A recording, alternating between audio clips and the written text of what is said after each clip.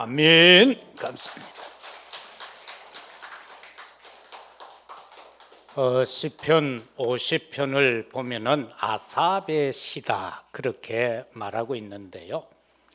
이 아삽은 누군가 하니까 성전 예배 시에 찬양대의 직분을 맡은 그런 자손들이고, 아삽은 그 찬양대의 대장이었습니다. 그래서 오늘 하나님께서 그를 통하여 나와 제사의 언약을 맺은 백성들을 모으라 그렇게 말씀을 하고 계시고요. 그러면서 이 50편을 통하여서 하나님은 이스라엘이 종교의 그 진리와 그리고 생명은 등한시하고 외부적인 의식, 그리고 더 나아가서 외식하는 종교인들의 그 죄상, 또한 형식주의에 대한 경계의 말씀으로 50편은 기록이 되어져 있습니다. 우리가 일상 삶 속에서 이렇게 살아가노라면은 사단이 하는 일이 있음을 우리는 창세기를 통하여서부터 계시록까지 볼 수가 있는데, 사단은 성도가 예배를 실패하기를 진짜 원하고 있습니다. 그리고 성도가 입을 벌려서 찬송하고 기도하는 것을 싫어해요. 그렇기 때문에 항상 우리로 하여금 하나님이 기뻐하는 것을 못하게 하죠. 그래서 사단은 계속해서 도전하잖아요. 그럼에도 불구하고 사단은 한 번도 승리한 적이 없습니다. 인간 아담 하와를 넘어뜨리면 될 줄 알았는데 하나님은 그 현장에서 여자의 후손을 약속해 줘 버렸습니다. 그리고 사단의 머리를 박살낼 것을 이미 선언해 놓으셨습니다. 인간이 가정을 이루고 그 가정 속에서 그냥 세상의 정욕대로 살게 하고 이렇게 하면은 실패할 것이다 라고 하고는 네피림 시대를 만들었지만은 하나님은 그들을 건지는 방주로 역사했습니다.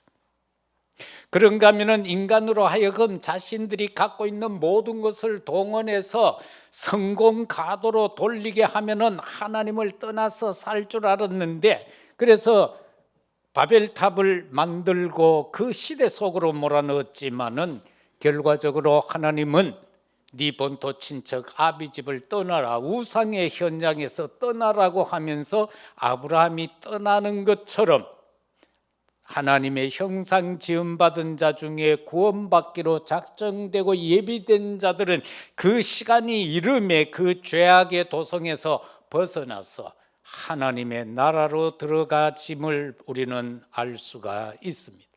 따라서 그 은혜를 누린 우리가 오늘 여기에 존재하고 있다라는 사실인 것입니다.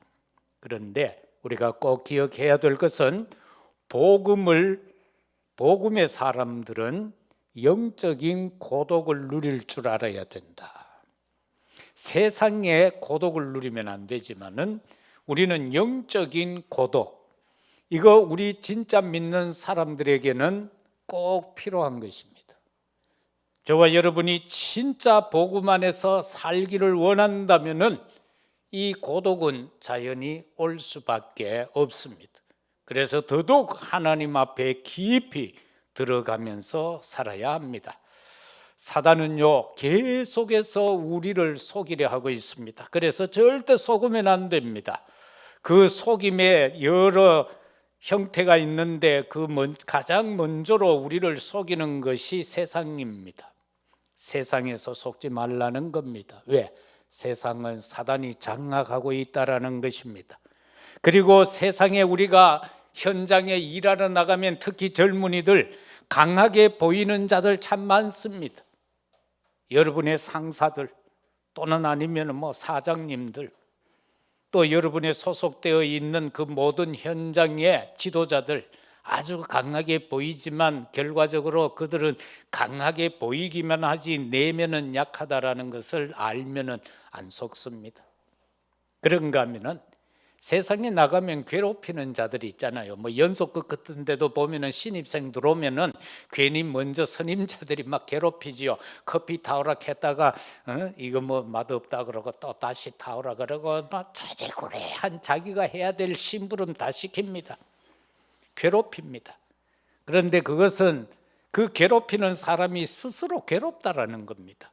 그 인생 속에 있다는 것이고 고민이 지금 너무 많다는 겁니다. 그래서 상대를 괴롭히고 있는 겁니다. 또 사람들은 그렇게 말합니다. 왜 교회에 문제가 이렇게 많을까? 왜 우리 교회는 이렇게 문제가 많을까?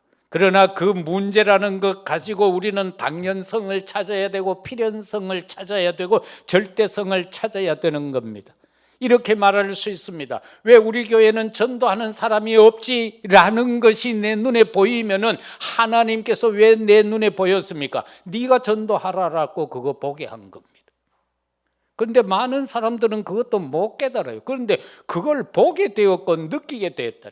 왜 제자가 없지? 내보고 제자가 되라는 거예요.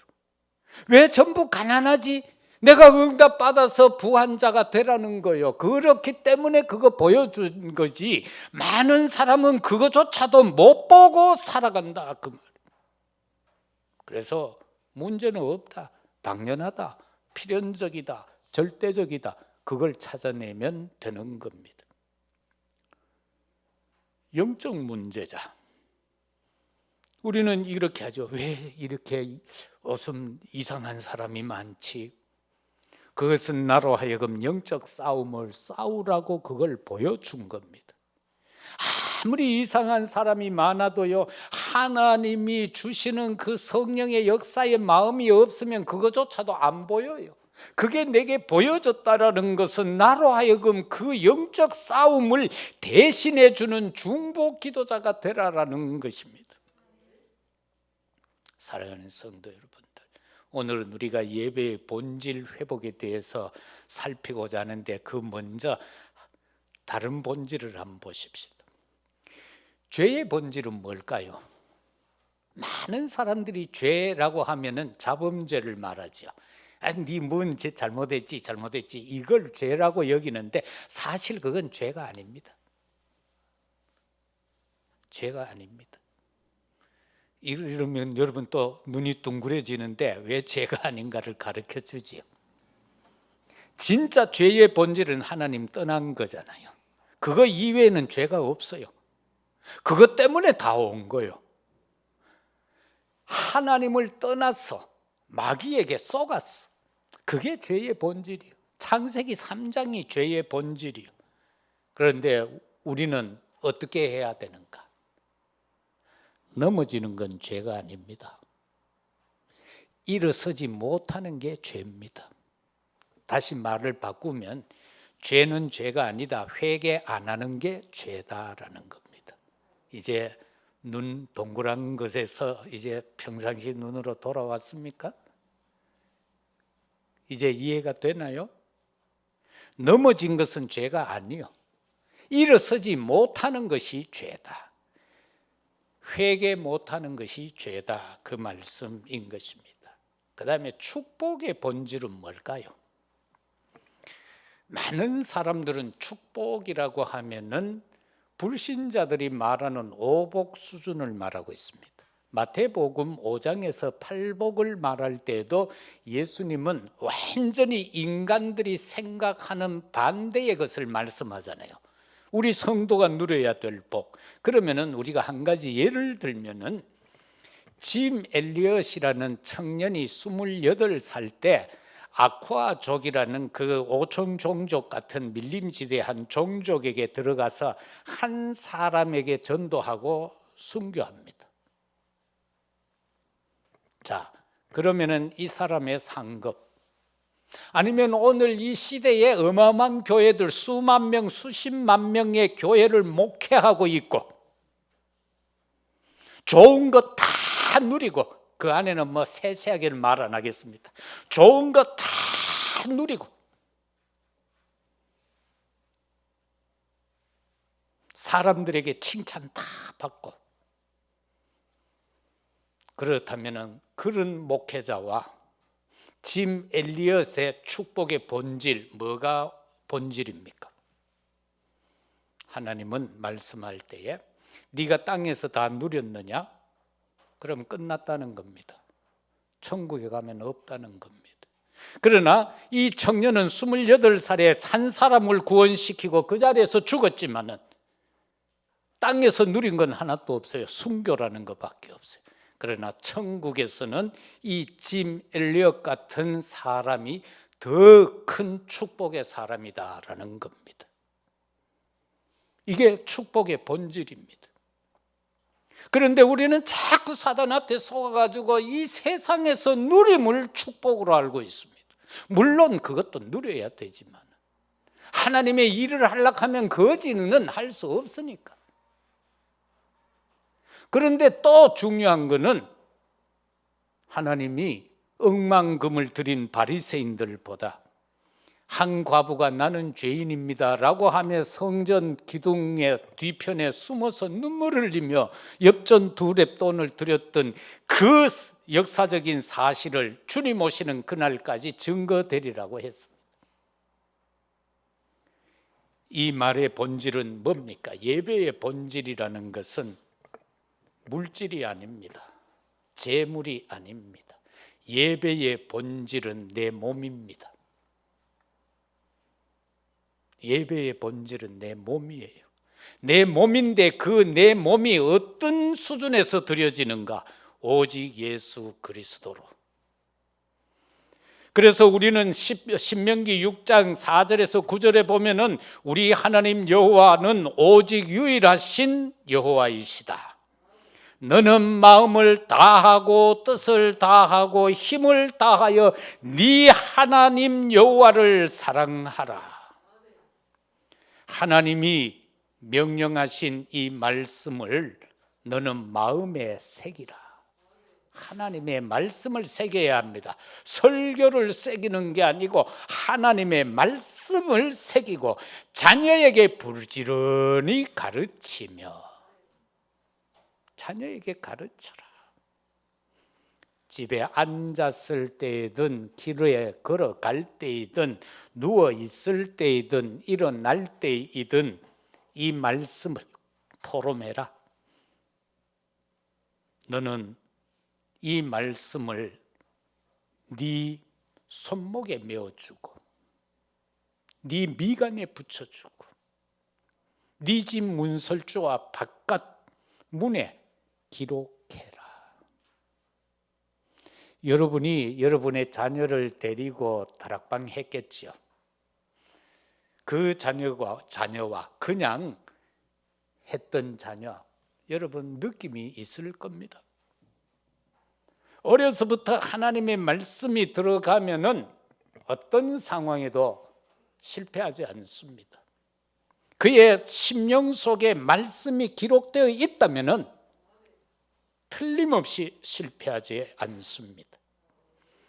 예배의 본질을 회복해야 되는데 하나님이 제정하신 제사 곧 예배와 변절시킨 종교인들에 대한 말씀이 1절에서 6절까지 내용입니다.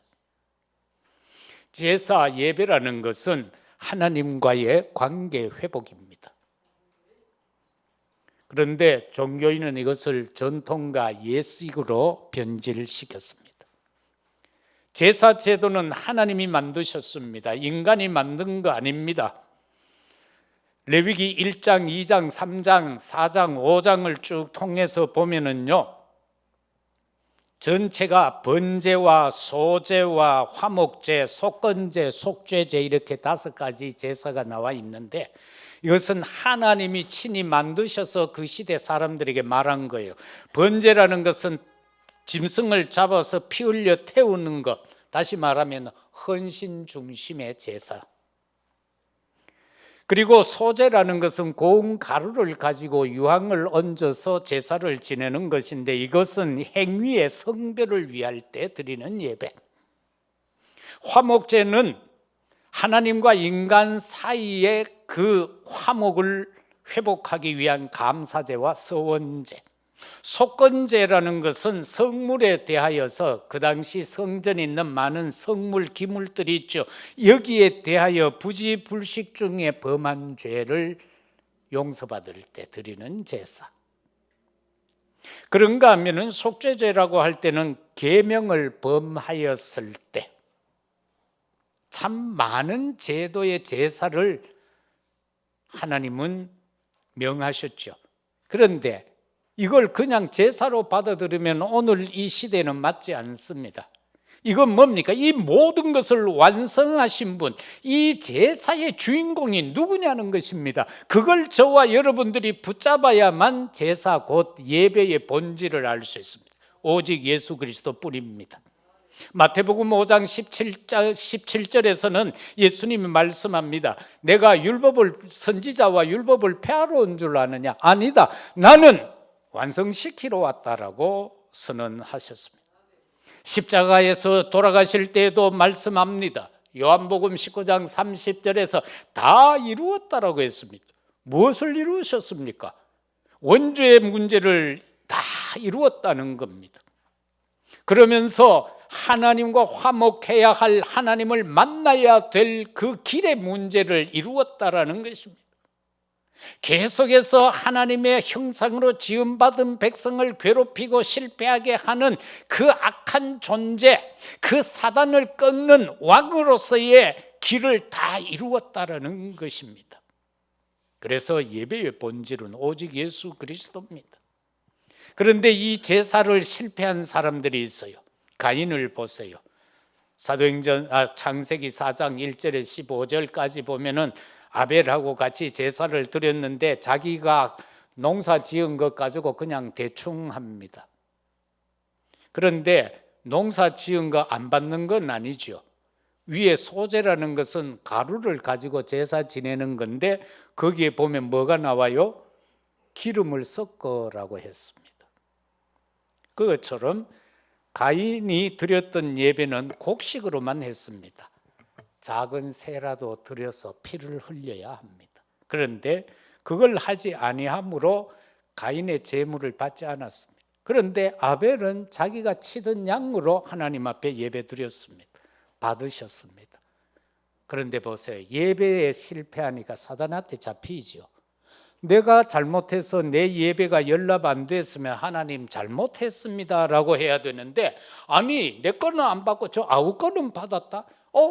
저놈 너무 미워 라고 하며 죽여버리잖아요. 예배는 자기가 잘못 드려놓고 예배 성공한 동생을 죽여버려요. 그래서 성경은 말하죠. 도대체 왜 예배를 받고 안 받으셨는가? 히브리서 11장 4절에서 바로 예물이 증가했다라고 말씀하고 있습니다. 우리는 이 시간 동일하게 하나님 앞에 나와 예배드리고 있습니다. 오늘 내 예배가 연락되나 안 되나는 무엇에 달려 있는가? 내 마음과 뜻과 정성. 이것이 하나님 앞에 연락이 되어져야 된다라는 사실인 것입니다. 아브라함도 그 믿음의 조상이라고 하는 그 아브라함도 예배 실패한 적이 있습니다. 아브라함 예배 한 번 실패 때문에 후손이 430년 동안 종살이하게 됩니다. 그게 바로 창세기에 나오는 15장에 나오는 말씀이죠. 하나님 앞에 단을 샀는데 다른 건 다 각을 떴어요. 그래서 단 위에 올렸어요. 그런데 산 비둘기 한 마리, 그걸 놓쳐버린 거예요. 그걸 본래 목을 따서 피를 흘려야 되는데 산 그대로를 올려버렸어요. 그랬더니만 솔개가 그 위를 나르고 어둠이 오게 되고 거기서 하나님의 음성이 들려져. 네 후손이 이방에 430년 동안 객이 되리라. 그래서 그들의 우리 족속들의 죄악이 가득 찰 때까지라고 말씀하고 있는 것을 보게 됩니다. 이렇게 제사가 실패하면 그 결과는 뭐냐? 예배가 실패하면 결과는 뭐냐? 나의 죄악된 잘못된 것이 사람들 앞에 드러난다라고 1절은 말씀하고 있습니다. 2절은 계시하신 말씀대로 이루어져 간다라고 말씀하고 있습니다. 3절을 보게 되면은요, 불과 광풍으로 역사한다라고 말씀하고 있습니다. 성령이 역사한 불과 광풍은 어떻습니까? 사도행전 2장에 나오는 오순절날에 불같은 바람 같은 성령의 역사로 임하지만은 사단이 역사해 버리니까 거기에는 불로 광풍으로 멸하는 역사가 나옵니다. 요한복음 12장 48절에 보면은 나를 저버리고 내 말을 받지 아니하는 자는 심판할 이가 있으니 곧 내가 한 그 말이 마지막 날에 그를 심판하리라. 다시 말하면은 하나님의 말씀이 심판한다라는 사실인 것입니다. 두 번째는 하나님이 받으시는 예배는 본질이 회복된 예배인 것입니다. 7절에서 15절까지 내용입니다. 요한복음 4장 24절은 우리가 예배의 부름으로 바로 하나님 앞에 고했던 말씀, 하나님은 영이시니 예배하는 자가 영과 진리로 예배할지니라. 우리의 예배의 본질은 사도행전 1장 1절에 오직 예수 그리스도 언약입니다. 사도행전 1장 3절에 하나님의 나라입니다. 사도행전 1장 8절에 오직 성령 충만인 것입니다. 쉽게 말하면 예배는 삶이다. 나의 삶이 예배다. 하나님을 믿는 언약의 백성의 삶이 예배인 것입니다. 그래서 우리는 삶을 대충 살면 안 됩니다. 왜? 예배이기 때문에. 그리고 또 설교가 아닌 말씀 선포입니다. 오직 그리스도입니다. 이 말씀은 뭔가니까 예수 그리스도가 누군가를 우리가 바로 알아야 합니다. 그리고 예수님이 왜 오셨나, 여기에 대한 답도 가져야 됩니다. 예배의 본질은 기쁨과 기도와 감사입니다. 데살로니가전서 5장 16절 이하에서 항상 기뻐하라, 쉬지 말고 기도하라, 범사에 감사하라, 이는 너희를 향하신 하나님의 뜻이니라. 뜻이니라. 이 예배는 하나님의 뜻인 거예요. 그래서 우리는 이 예배를 거스르면 안 되는 거예요. 그러나 시대가 가면 갈수록 하나님이 뭐라고 그랬어요? 예배를 폐한다라고 했어요. 시대가 가면 갈수록 믿음을 보겠느냐? 예배가 폐하여진다라고 분명히 성경이 말하고 있어요. 그러면 우리는 언약 안에서 어떻게 해야 됩니까? 많은 사람들은요, 이걸 가지고 고민들을 많이 하고 있죠. 어떻게 해야 할 것인가? 오늘 성경에도 보면 우주 만물이 다 하나님의 것인데, 그랬잖아요. 내가 뭐 피를 마시겠느냐, 내가 고기를 먹겠느냐, 그것 때문에 제사하라는 것이 아니다라고 말하고 있잖아요. 이 땅에 있는 모든 것이 다 내 것인데 내가 뭐 부족해서 너희한테 그거를 잡아서 제사 지내라고 하느냐 말이죠. 하나님이 우리에게 뭘 받으셔야 되는 게 아니에요. 우리의 마음과, 그죠? 뜻을 다하고 힘을 다해서 하나님을 사랑하는 거예요. 하나님을 사랑해야 돼요. 예? 뭐 옛날 이런 가곡 있죠. 오가면 그 집 앞을 지나노라면, 그러면 지나면 생각하면 뭐합니까? 옛날에 어떤 사람 그랬다고 그러대.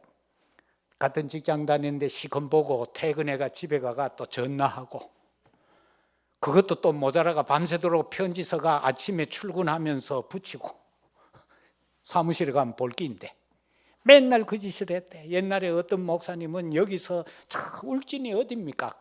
그 매주 토요일 날마다 갔대, 연애할 때.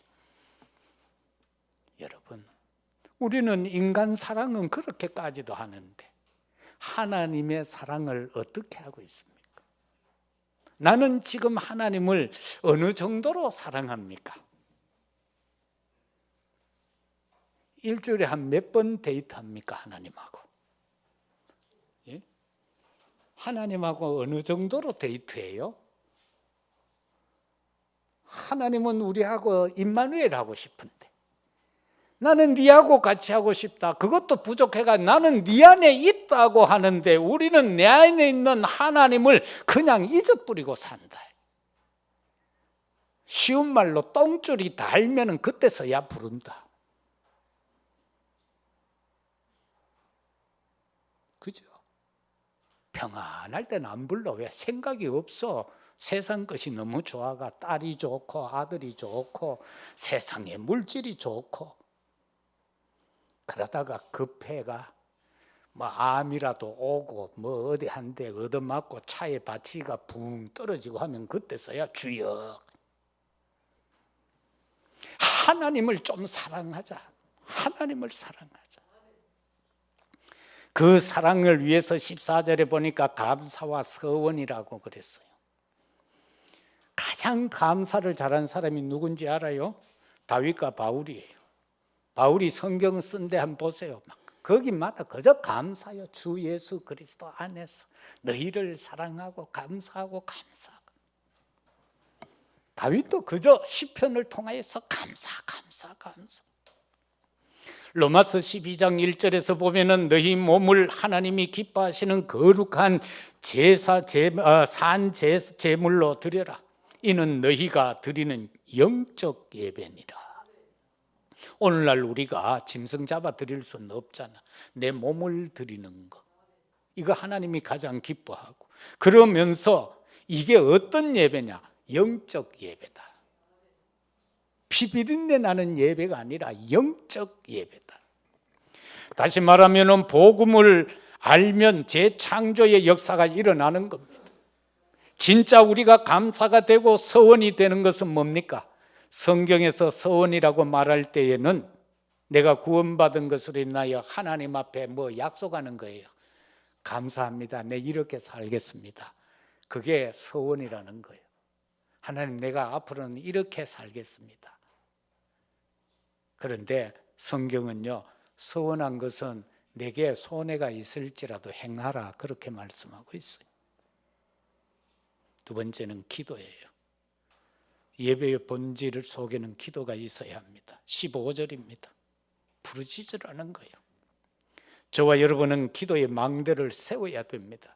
예수님이 마지막에 십자가를 앞두고 제자들 데리고 만찬 마치고 산에 기도하러 가잖아요. 너그 여기 앉아서 기도해라. 나는 저기 가서 기도하고 올게. 예수님 기도하고 오니까 이것들이 수제자라 하는 것들이 전부 코 골고 자고 있다. 그래서 말씀하시잖아.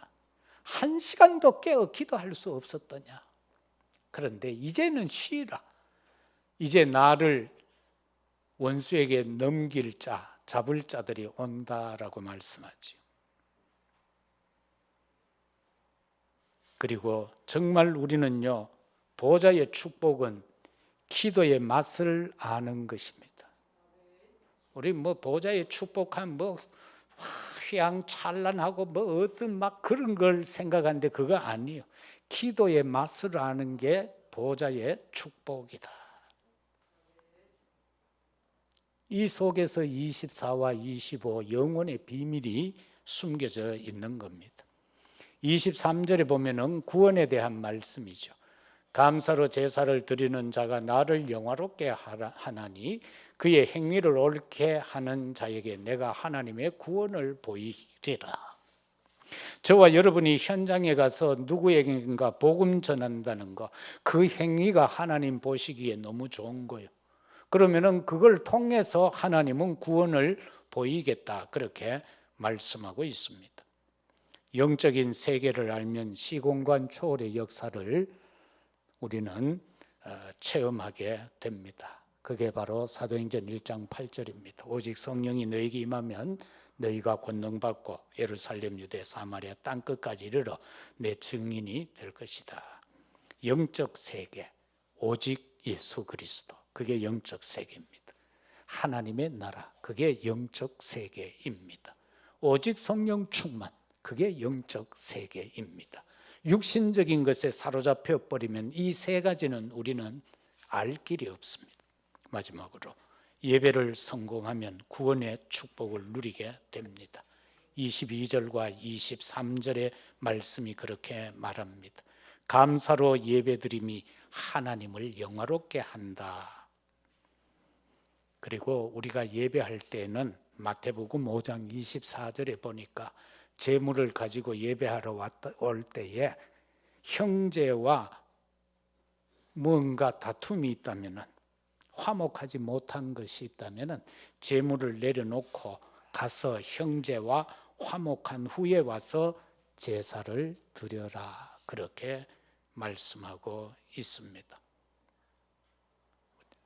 참 이 못난 목사가 오늘 교회 오다 차 안에서 신경질을 냈어요. 사모하고 뭐 대화하다가 과음을 한번 쳤어요. 그리고는 교회 와서 혼자 벽을 쳐다보고 회개하고 내려왔어요. 여러분, 하나님을 영화롭게 하라. 화목한 이후에 하나님 앞에 예배를 드려라. 저와 여러분은 성삼위와 보좌, 그리고 회복, 응답, 시대에 살리는 바로 영적 플랫폼을 만들어 가야 합니다. 성삼위 하나님의 능력을 체험해야 되고, 보좌의 은혜를 체험해야 되고, 우리는 회복을 체험해야 돼요. 하나님의 형상을 체험하고 생명의 역사에 체험을 하고 에덴의 축복을 우리가 회복해야 되는 겁니다. 개인의 전무후무한 응답과 일의 전무후무한 응답과 교회의 전무후무한 응답, 3시대 곧 과거, 현재, 미래의 시대를 살리는 그런 축복을 우리가 누려야 하는 것입니다. 그리고 영적인 힘을 회복해야 합니다. 우리는 내가 영적 힘을 회복하지 못하면 그저 나도 모르게 내 삶 전체가 사단에게 이끌려 사는 삶이 됩니다. 나는 인정하기 싫은데 사단에게 속아서 사는 삶이 되어져요. 그래서 내가 영적인 힘이 회복되어져야만 사단을 결박하며 살 수 있다. 사도행전 13장에서 바울이 복음 전하러 갔을 때에 박수무당이 총독을 사로잡고 있는데 거기에서 영적 힘이 있으니까 그것을 결박을 하죠. 그래서 총독이 돌아오게 되죠. 사도행전 16장에 들어가니까 저 많은 귀신 들린 여인, 바울이 정시기도 다니면서 복음을 전할 때 그가 거꾸러졌지요.